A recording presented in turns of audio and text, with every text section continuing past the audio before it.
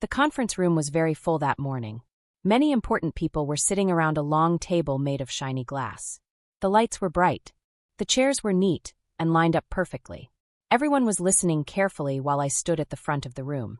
I was talking about our big plan for the last part of the year. I had been talking for only 11 minutes. I still had many slides left to show. I felt calm. I felt ready. I thought the meeting was going well. Then something happened that no one expected. Vesper Calloway suddenly pointed her finger straight at me. Her face did not change. Her voice did not shake. She spoke clearly and firmly. "You're fired," she said. "Pack your things and leave the building right now." Her words were sharp. They cut through the room like a knife cutting through soft cloth. Her voice was cold and clean. There was no anger in it. There was no doubt. It sounded like she had practiced saying it. My hands stopped moving. My fingers froze on my tablet screen. My body felt heavy, like it forgot how to move. The room became very quiet. It was the kind of quiet that feels loud inside your head. My ears rang. No one spoke. No one moved. There were 19 people sitting at that table. There were board members who helped run the company. There were big bosses. There were leaders from different teams. There were lawyers. All of them stared at me. Some of them had their mouths open a little. Some blinked very fast. Some looked confused. They all looked like they were thinking the same thing. Did that really just happen? Vesper did not move. She sat very straight in her chair. Her back was stiff and tall. Her chin was lifted high. Her arms rested calmly on the chair arms, like she was sitting on a throne. She looked like someone who was used to giving orders. She wore a dark blue suit. It looked expensive and perfect. Not one wrinkle. Her hair was pulled back so tightly that it looked painful. Every single hair was in place. Her eyes were cold. They were sharp and focused. They looked at me like I was something small and unimportant, like she had already decided I did not belong there. "I said you're fired," she said again. She spoke slowly. She said each word clearly, like she was talking to someone who could not hear well. "Security will escort you out." 2 security guards appeared at the door. They were already standing there. That meant this was not sudden. This was planned. She had planned this before the meeting even started. She had decided to fire me before I even finished talking. My heart started beating very fast. I could feel it pounding in my chest and in my throat. But I did not panic. I did not shout. I did not cry. I took a slow breath. I did not look at the security guards. I did not want to give them power. Instead, I looked straight at Vesper. Then I looked at Marceline, the woman who was the head of the board. Her face was pale. Her lips were tight. She looked shocked. Then I looked at Lucian, our main lawyer. His pen had stopped moving. He was frozen, staring at the table. I slowly closed my tablet. I reached up and took my work badge from around my neck. I held it for a moment. Then I placed it gently on the glass table. It made a soft clicking sound. That sound felt loud in the quiet room. Then I spoke. "The only thing that matters is already done," I said calmly. "Check your email. You have 15 minutes before everything becomes public." Vesper's face changed. Not much. Just a tiny change. Her eyes moved slightly. Her mouth tightened just a bit. It was a very small sign of confusion. Or maybe irritation. Like something did not go the way she planned. I did not wait for her to answer. I picked up my tablet. I picked up my bag. I turned and walked toward the door. The security guards followed me. They did not touch me. They did not rush me. They walked behind me slowly. They looked unsure now. Like they were not certain if I was the one in trouble anymore. Behind me, I heard Marceline clear her throat. "Vesper," she said, "what is happening?" I did not hear Vesper's reply. I did not need to. Because what Vesper Calloway did not know was this. In exactly 15 minutes, she would be the one sitting across from security. She would be the one signing papers that ended her job. Her job would end before it really began. And the person who made that happen was not a lawyer. It was not a reporter. It was not someone yelling or screaming. It was me. But to understand how that happened, I need to go back. I need to tell you how everything started. But before I continue, hit the subscribe button and tell me where are you watching this from, and what time of day is it. My name is Sable Arden. I am 37 years old. Before that terrible meeting, I had worked at a company called Fortress Analytics for 10 years. The Fortress was not famous. But Fortress was trusted. We were not a huge company. We had about 300 workers. We helped other companies keep their computers and data safe. We grew slowly. We grew carefully. We did not do flashy things. We did not brag. We just did good work. I was not loud at work. I did not talk the most in meetings. I did not post happy work quotes online. I did not give big speeches. But when something broke, people came to me. When a client's computer system had a problem, they called me. When the plan stopped working, they called me. When the numbers did not make sense, they called me. I fixed my problems. I built systems. I made messy things make sense. That was my job.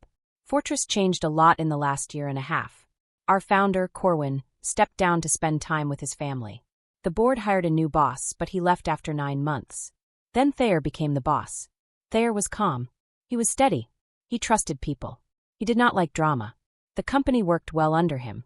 But the board wanted more. They wanted faster growth. They wanted bigger clients. They wanted big words like innovation and transformation. That is when they hired Vesper Calloway. Her resume looked perfect. Her online page looked shiny. The board announced her job 4 weeks before she started.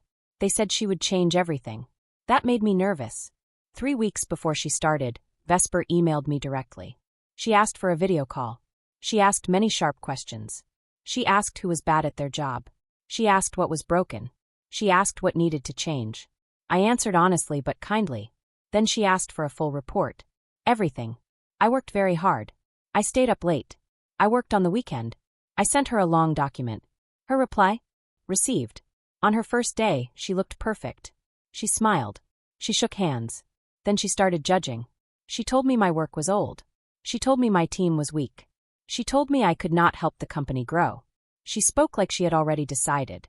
And that is where everything truly began. I took a slow breath. I could feel my chest rising and falling slowly, trying to calm myself down. Some of the problems in our department were not because people were bad at their jobs or made mistakes. No, the problems were there because we did not have enough money. We were operating with fewer people than we needed. Our team had been doing a lot with very little, and sometimes that meant things did not happen as quickly as we would have liked. I started to explain this, trying to give the full picture. I wanted her to understand what was going on, not to excuse the problems, just to give context. "I'm not interested in excuses," she interrupted me sharply. "I'm interested in solutions." Her voice was firm, sharp, and it made the air in the room feel heavy. That one sentence told me everything I needed to know about her. She was not here to work together as a team. She was not here to listen to advice from people who had been doing the work for years. She was here to dominate. She was here to be in charge, and everyone else was expected to follow. I stayed calm. "I'm not making excuses," I said. "I'm giving context so you understand the full picture." She leaned back in her chair, crossing her arms over her chest. She stared at me like she was measuring how much she could push. Then she said, "Sable, I need to know right now whether you're going to be part of the solution or part of the obstacle." I stared at her. Part of the obstacle? I had spent 10 years building this department. I had started with 3 people, and over the years we had grown to 30. I had worked countless weekends and late nights. I had missed dinners with my family and canceled plans with friends to make sure our clients were happy and our systems were running smoothly. And after all of that, she was asking me if I was part of the problem. "I'm here to do my job," I said quietly. "The same job I've been doing successfully for 10 years. "Good," she replied, though I could hear the doubt in her voice. She did not sound completely convinced. Then she added, "I expect full cooperation as I implement the changes we need over the next 30 days. She did not ask for my ideas. She did not ask what I thought might work or what I had learned in 10 years of experience. She just told me to cooperate with her changes.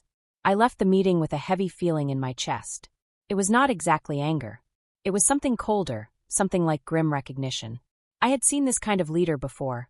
The executive who comes in thinking they are a genius, who burns through relationships, alienates allies, and either fails or destroys everything around them. I did not know which version Vesper would be, but I knew I needed to protect myself. That night, I did something I had never done in my entire career. I started documenting everything. Every email she sent. Every decision she made without consulting the team. Every time she contradicted our established policies or ignored input from people who actually knew how the work needed to be done. I did not do it out of anger or revenge. I did it because I needed to survive. I had learned that when someone treats you as if you are expendable, you need proof that you are not. Over the next 2 weeks, patterns started to emerge that I could not ignore. Vesper restructured reporting lines without telling Thayer. She reassigned major projects without talking to the managers who had been leading them for years. She scheduled client calls without including the account leads who had spent years building those relationships. People began whispering in hallways, exchanging concerned glances in meetings, and asking quiet, careful questions. There was a low-level tension spreading through the department. It was the kind of worry that happens when nobody knows how to address a problem without making it worse. I kept my head down. I kept working. I kept documenting everything. Every email, every conversation, every decision. I was careful, trying to make sure that if something went wrong, there was a record that I had done my part correctly.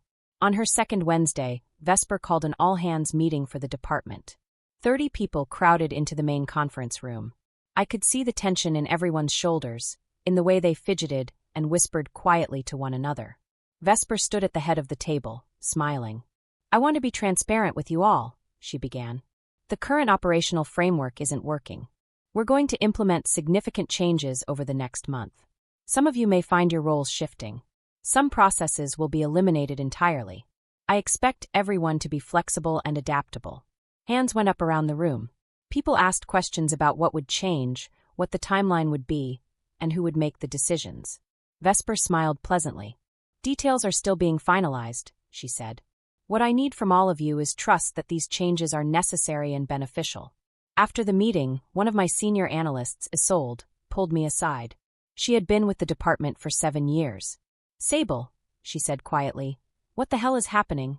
I've built that client escalation system over 3 years. Is she seriously going to scrap it without even understanding how it works?"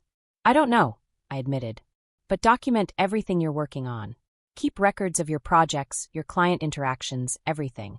"Why?" she asked, her eyes wide. "Just in case," I said. Isolde looked worried. "You think it's going to get worse?" "I think we need to be prepared," I said. On Thursday, during Vesper's second week, I was sitting in my office reviewing incident reports when she appeared in the doorway. "Sable," she said, "I need you to adjust the Q3 numbers for tomorrow's board presentation." I looked up, startled. "Adjust them? How?" "Push some of the incident response costs into Q4 and move the Carlson contract recognition into Q3 instead of Q4, she said casually. My stomach dropped. That would misrepresent our actual performance. Our revenue recognition policies were very specific. "I'm not asking you to falsify anything," she interrupted before I could finish. "Just optimize how we present the information.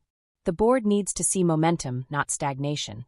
"Vesper," I said quietly, "moving costs and revenue between quarters without legitimate business justification violates our accounting standards.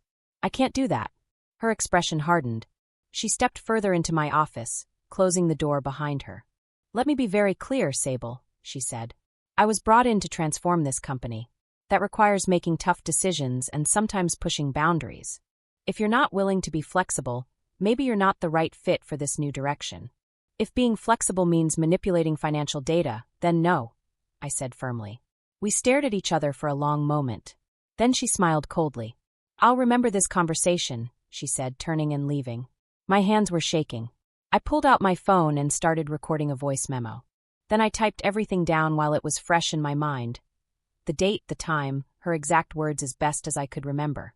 That night, I did something else I had never done. I called our general counsel, Lucian, at home. "Lucian," I said, "I need advice. Hypothetically, if someone asked you to alter financial data to make numbers look better, what would you do?" There was a long pause. "Sable, is this hypothetical?" he asked carefully. "For now, yes," I said. "Document everything," he said. "Every conversation, every email, every request. And if it happens again, report it immediately through official channels. We have whistleblower protections for exactly this kind of situation. Be careful. People like that don't stop at one boundary. Once they cross a line, they keep pushing." His words stayed with me long after the call ended. On Friday morning, Vesper presented to the board. I wasn't invited, which was unusual because I normally provided operational context for these meetings. I later found out why when Isolde accidentally forwarded me an email thread. Vesper had written to Thayer and the board chair. "I recommend we exclude Sable from operational presentations going forward. His resistance to necessary changes is creating obstacles to progress." Resistance to necessary changes. That was how she described my refusal to manipulate financial data.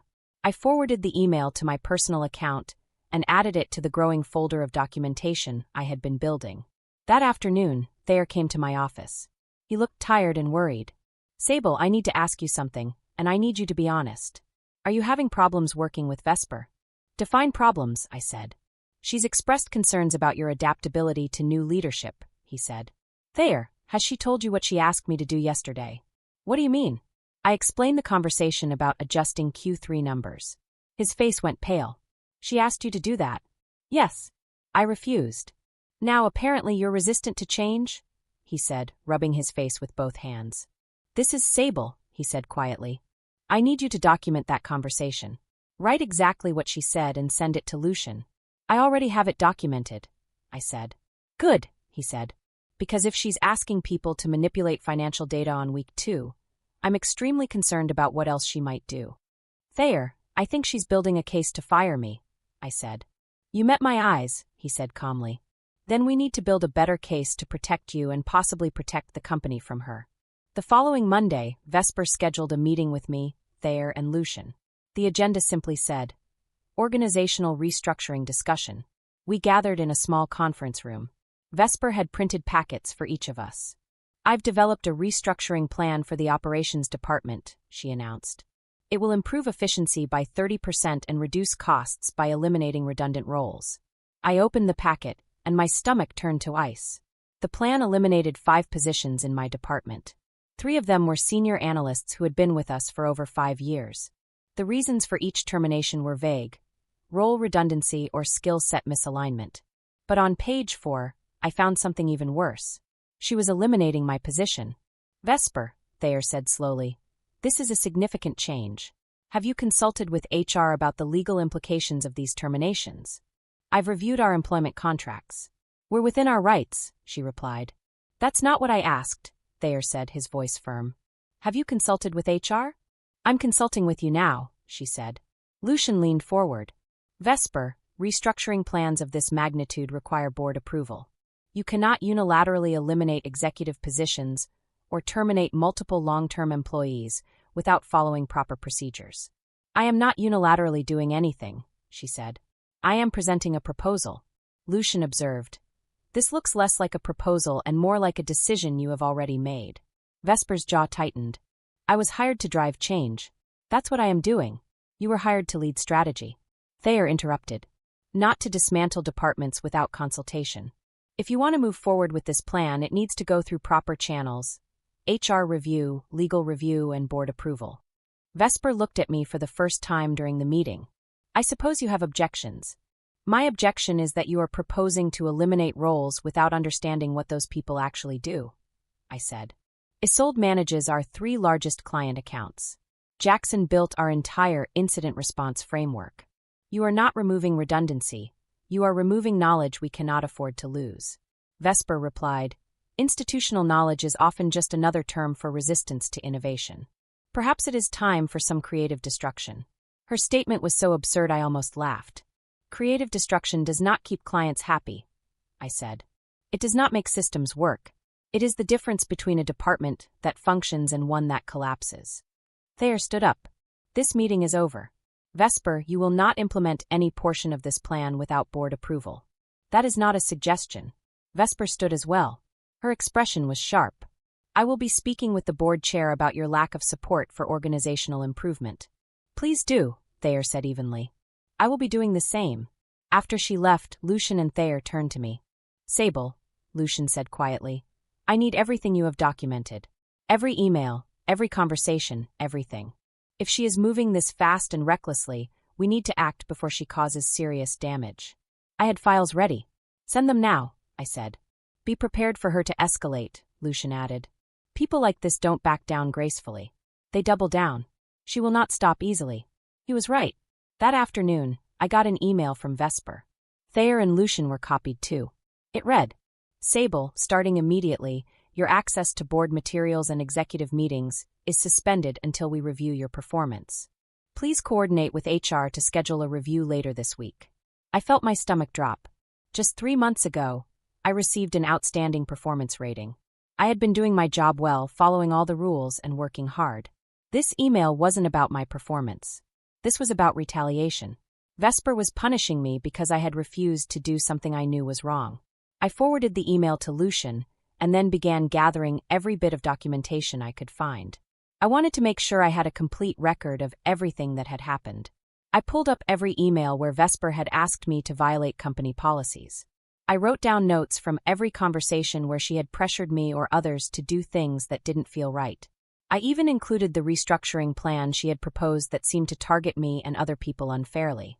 I built a detailed timeline showing exactly how quickly everything had escalated after I refused to manipulate financial data. Once I had everything collected, I sent it to Lucian in a secure file. I also created a summary document explaining each point and why it mattered. Within minutes, Lucian replied, "Received. Do not respond to Vesper's email. Do not schedule any HR meetings. I'm handling this." For the next 2 days, I heard nothing. I went to work, did my job, and tried to keep my head down. But I could feel the tension building. Hushed conversations stopped whenever I walked by. Colleagues looked concerned, some even scared, because they had heard rumors about changes and restructuring plans. I kept my focus on my work, but every interaction felt heavy, as if everyone was walking on eggshells around me. Then, on Wednesday, I got an email from Marceline, the board chair. "Sable, the board is convening an emergency meeting Friday at 9 a.m. Your attendance is required. Please be prepared to present current operational status and any concerns regarding recent organizational changes." I felt my heart race. An emergency board meeting could mean many serious things, none of them routine. My mind raced as I imagined all the possible scenarios. I knew I had to prepare carefully. I spent Wednesday night and all of Thursday preparing.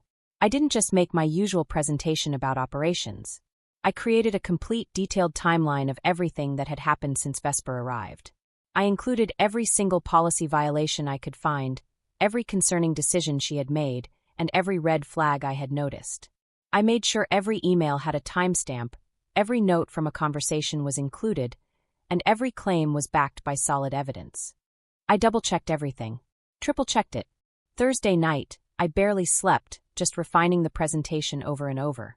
I wanted to be sure that when I spoke to the board, I would be completely accurate, honest, and organized. Friday morning arrived, gray and cold.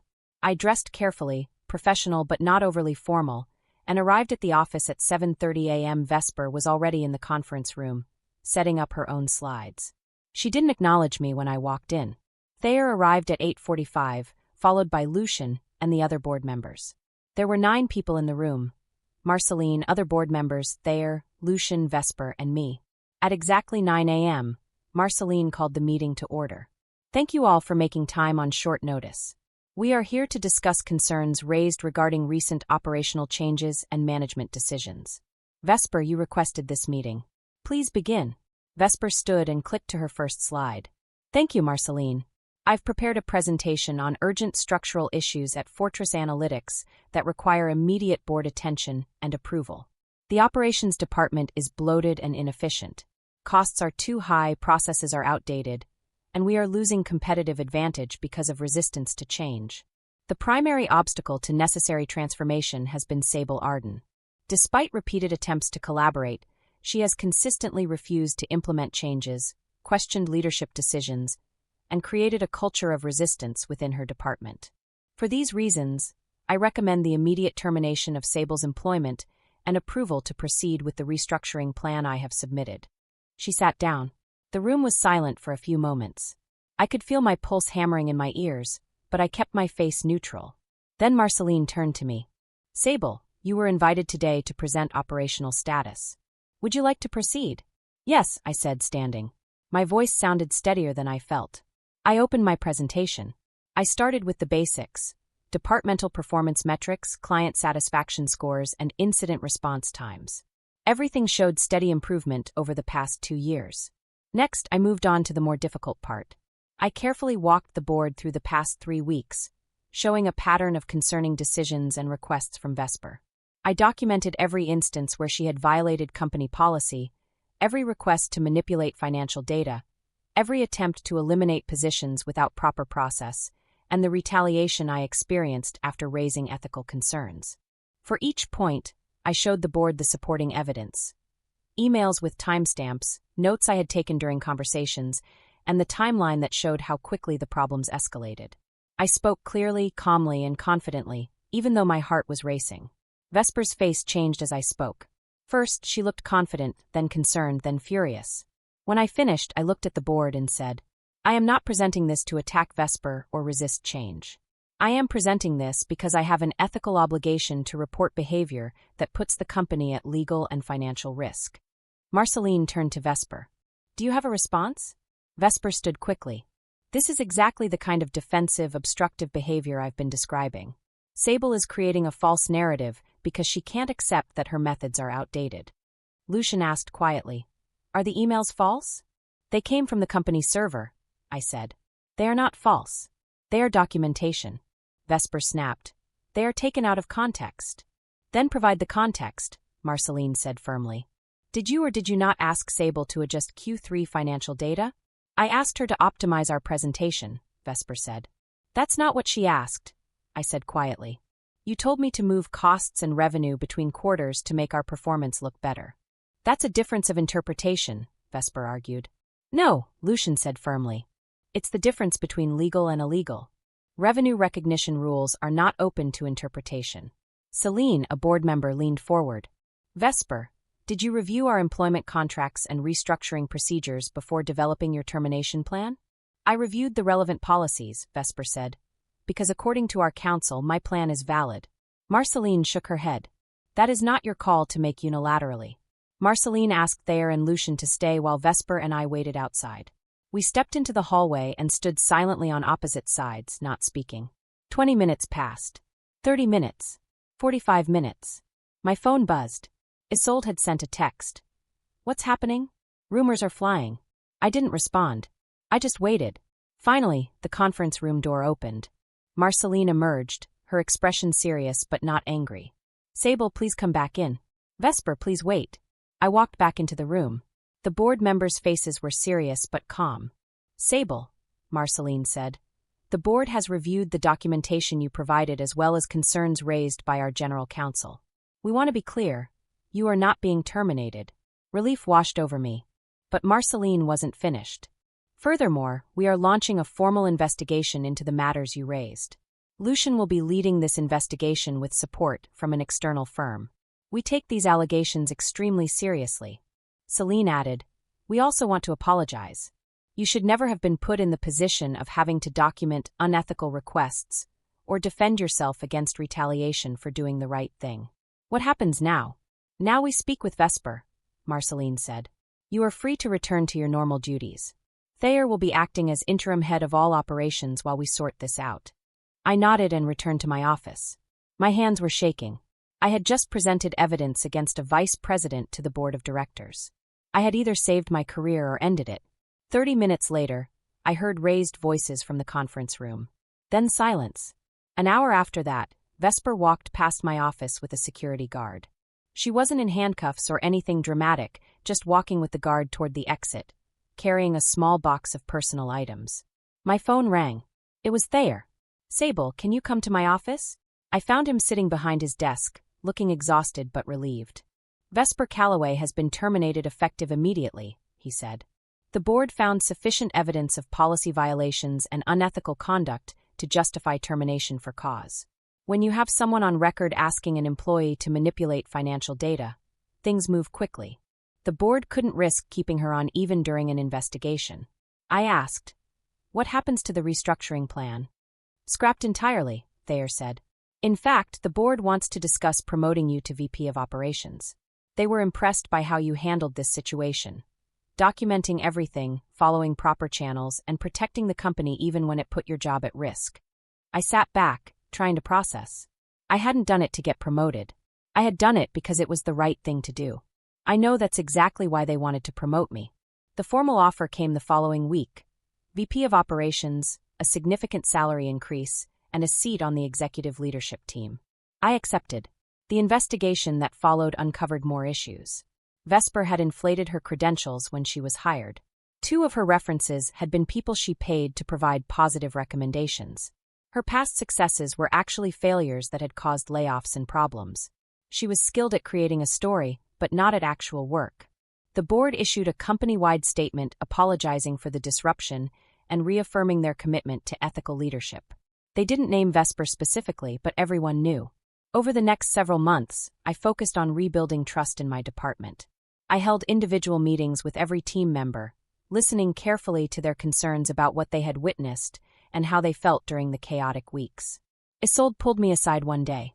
"Sable, I need to tell you something," she said. "When Vesper was here, she asked me to watch your mistakes and report them back to her." "What did you do?" "I don't spy on colleagues," I said. "She said I was being difficult and my loyalty was misplaced.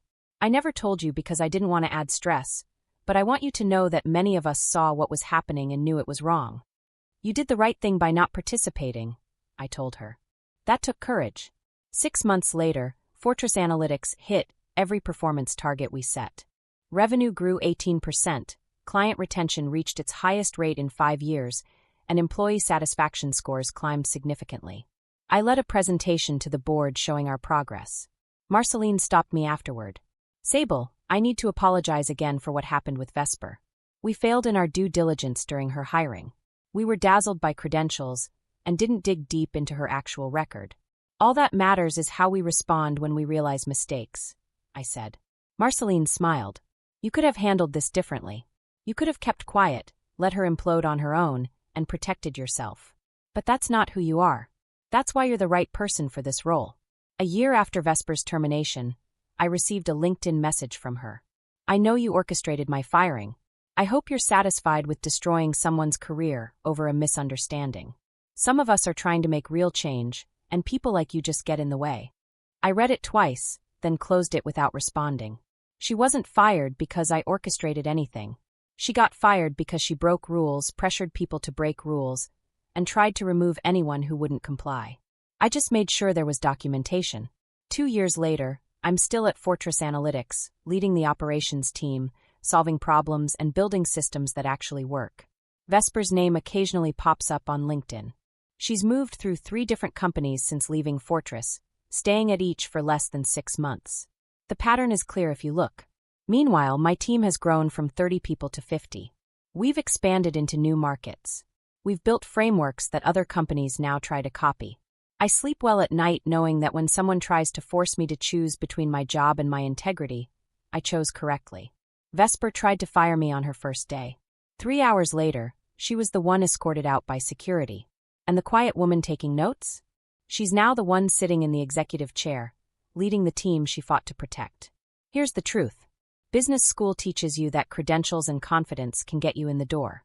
But character and competence are what keep you in the room. Vesper had the first 2. I had the last 2. And in the end, that made all the difference.